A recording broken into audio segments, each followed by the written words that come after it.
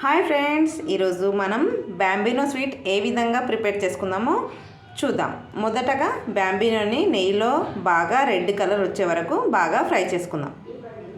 తగినంత నెయ్యి వేసుకుందాం. ఇప్పుడు ఒక బౌల్ బ్యాంబినో వేసుకుందాం. బ్యాంబినో బాగా ఫ్రై అయిపోయి ఇప్పుడు డ్రై ఫ్రూట్స్ వేయించుకుందాం. కాజు బాదంని కూడా మనం నెయ్యిలో ఫ్రై చేసుకుందాం.